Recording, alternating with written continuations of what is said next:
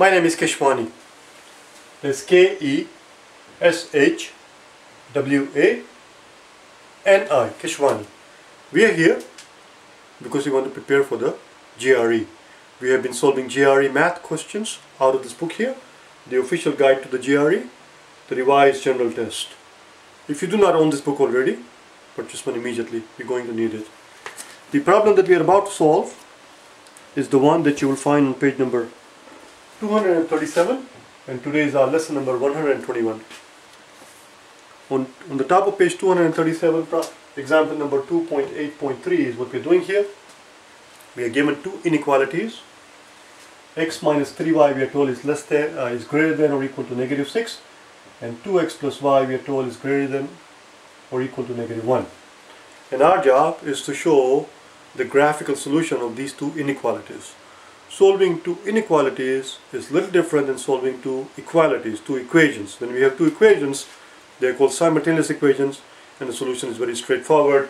For example, in this case, we would have multiplied the top equation by 2, making this 2x, and we can cancel out the 2x, and we solve for y, and that's it. And once we have the value of y, we put it back in one of the equations, we solve for the value of x, and that tells us the point at which the two lines intersect, and that's the solution to simultaneous equation. Solving two inequalities and showing the solution to two inequalities is very different. This is how it goes. We have to start out with the one at a time. Let's start out with the first one. First one says x minus 3y is greater than or equal to negative 6. This is a positive x. Let's subtract x from this side here. Positive x and a negative x drop out, and we get negative 3y is greater than or equal to negative x and negative 6. We have a negative 3y here. y has a negative 3 coefficient, this has a negative 1, this has a negative 6. Let's multiply both sides of the inequality by negative 1.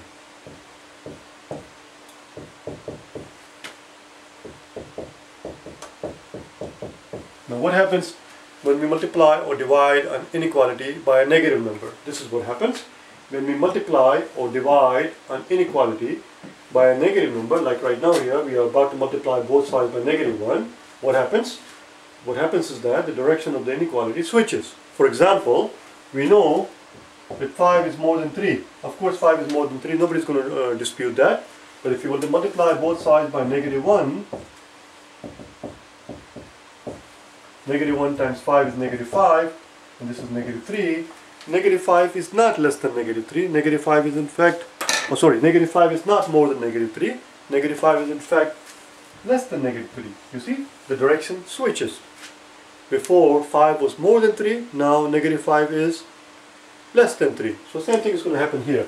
Here it says greater than or equal to, but because we are multiplying by a negative number right here, it's going to switch. Instead of saying greater than or equal to, it's going to say less than or equal to.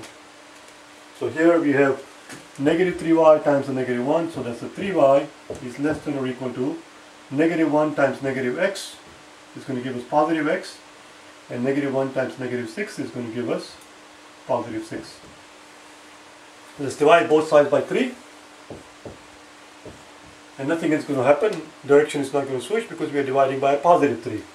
So the 3 cancels out, and we end up saying y is less than or equal to x over 3 plus 6 over 3, which is 2. And this is the inequality that we're dealing with.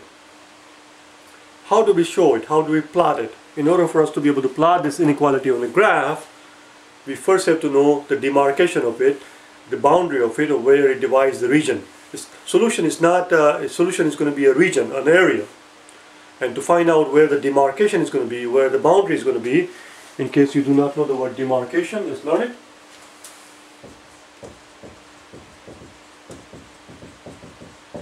Demarcation, as I just said, it means boundary. And we learned this word in our vocabulary lessons. Excuse me. We learned this word in our vocabulary lessons on day number 12. Just type in my name, Keshwani, and then put in vocabulary, day 12. Vocabulary, day 12, and you will learn this word, demarcation, the boundary. So we have to find the boundary, and this is how we do it. I need the room, so I'm going to erase all of this now. what we do is we set this up as an equation.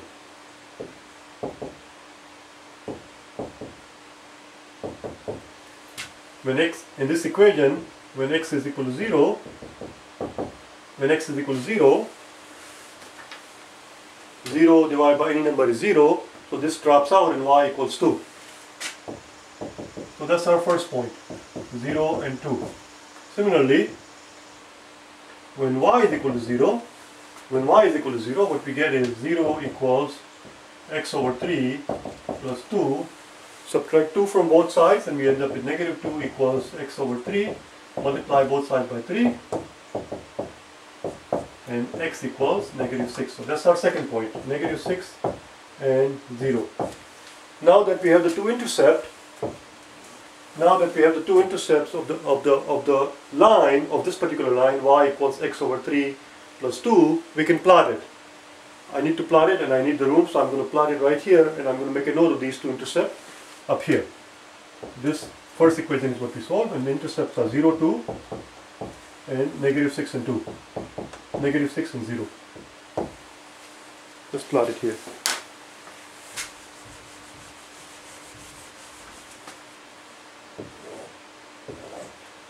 Zero, 2 is very easy. X is 0, y is 2, 1, 2. And when y is 0, x is negative 6. 1, 2, 3, 4, 5, 6 right here. And this is the line.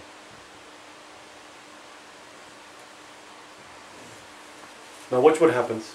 Again, I need a lot of room, so I'm going to erase everything now except the part that we need. Okay? Here we go. Everything is gone now. We're done with this thing. We're dealing only with the first part. We don't need this either. Just concentrate on this one. Now, what was this point? This point is where y is 0 and x is negative 6. Negative 6, 0. X is negative 6, y is 0. What about this point right here?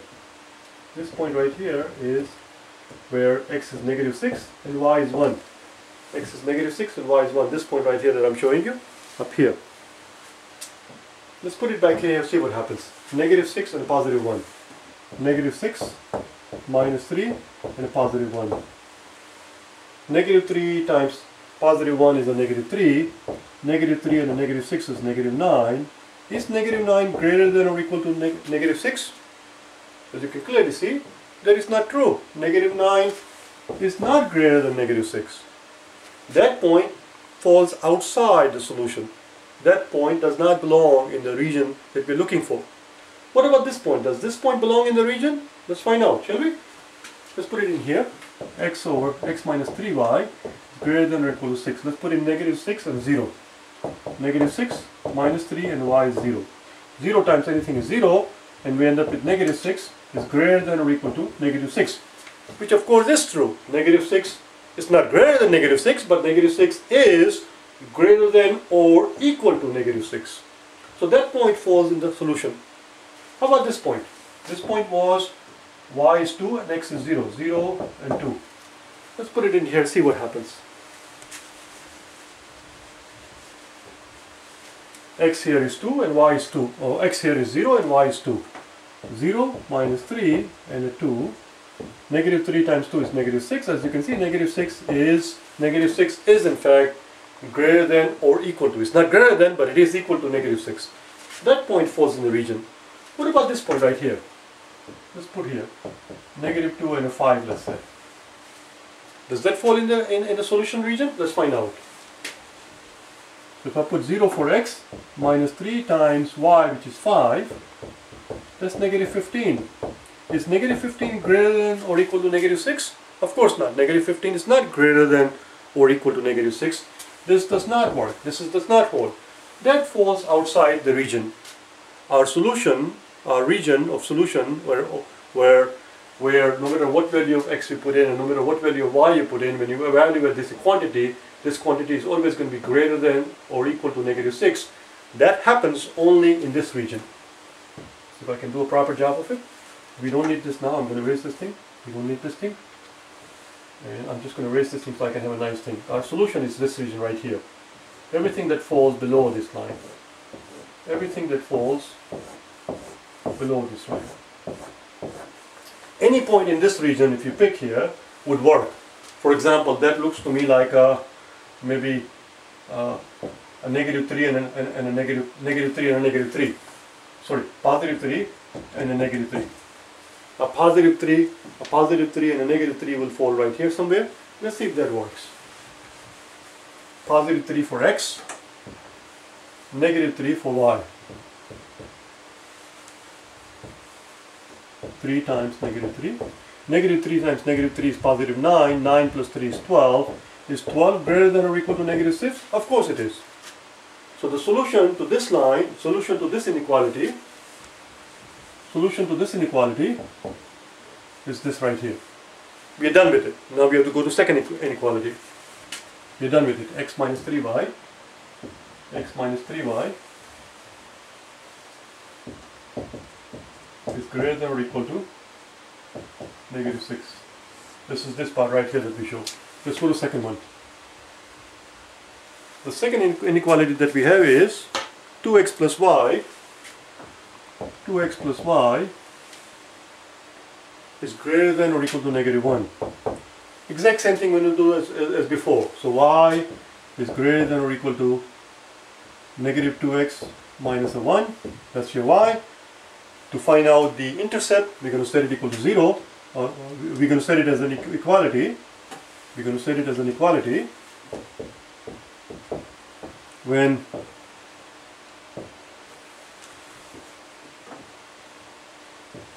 y is equal to 0, y is 0, negative 2x plus minus 1. Bring the 2x to this side, we end up with 2x equals a negative 1 and x equals negative half. X equals negative half when y equals 0, so that's our first intercept. Negative half and a 0. Now let's find that's when y is equal to 0, this is our x-intercept. Let's find the y-intercept. Y-intercept is when x is equal to 0. When x is equal to 0, in this equation, we get y equals negative 2 times 0 minus a 1. 2 times 0 is 2 times 0 times anything is 0, so y equals negative 1. And that's our second intercept. 0 and negative 1. Let's plot it. Let's plot it. I'm going to do it in a different color so that we can keep the two separate. 0, y is 0, x is negative half, right here. And the other one is 0 and a negative 1. 0, x is 0 and a negative 1 is somewhere here. Let's plot it.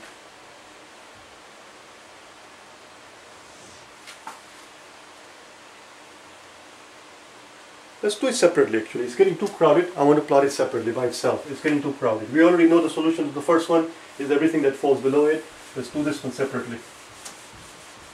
And once we have it, and once we understand it, then we'll put two of them together. It'll be easier that way.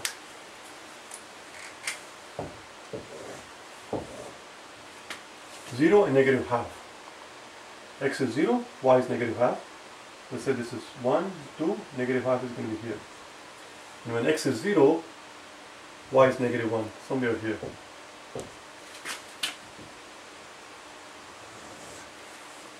Where does the solution to this thing fall? Well, the only way to find out is to try out a couple of points. Let's try out some point on this part and some point on this part. That's what it's going to be. Our solution to this inequality is either going to be on top of it or below it. Let's find out, shall we? Let's pick one point. Why don't we pick one point here? Why don't we pick this point here? This was a negative 1 and this is a negative 1. This is a negative 1 and negative 1. Let's see what happens. Put it in here. 2 times negative 1 plus a negative 1.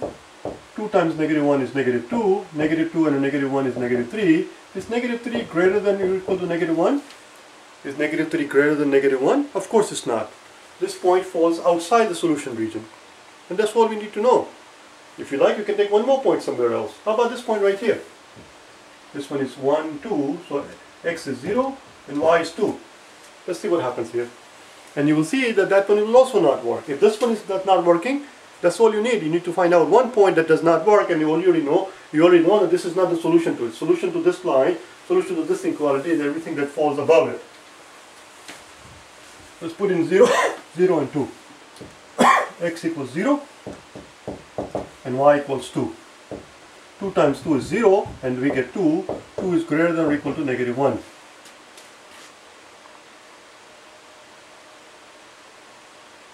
Two is greater than or equal to negative 1.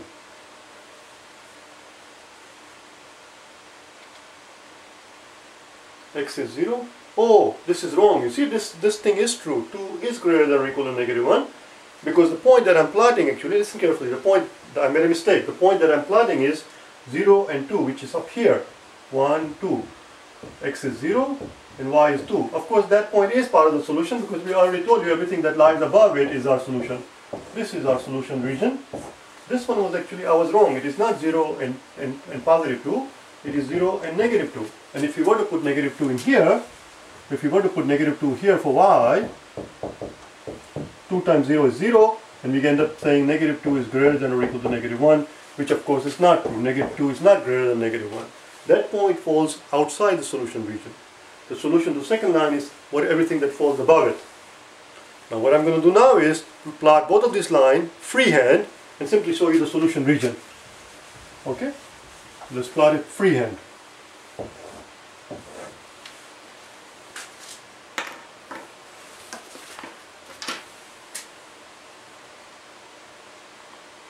I'm not sure if I want to do freehand or I want to actually plot it because I prefer to plot it actually. 0 and 2, x is 0 and y is 2. 1, 2, that was the first point. And then we had, the other intercept was 0 and negative 6. X is, y is 0 when x is negative 6. 1, 2, 3, 4, 5, 6. It was here somewhere. And the line looked like this. The first one. And the solution to that line was this one. I'm going to draw it nicely here. This region right here.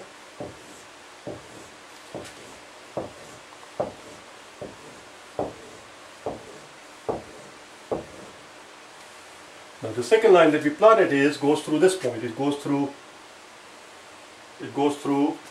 0 and negative 1. X is 0. X is 0 and negative 1 right here somewhere. X is 0 and negative 1. It goes through somewhere here, which is this point here. Let's call it A. This is point A right here.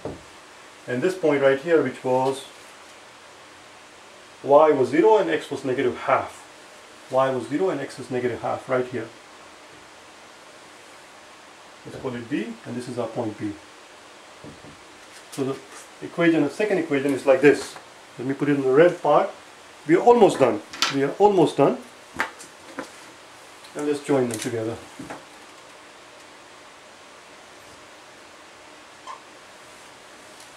And now we know the solution to this part lies everything that's above it, which is this part right here.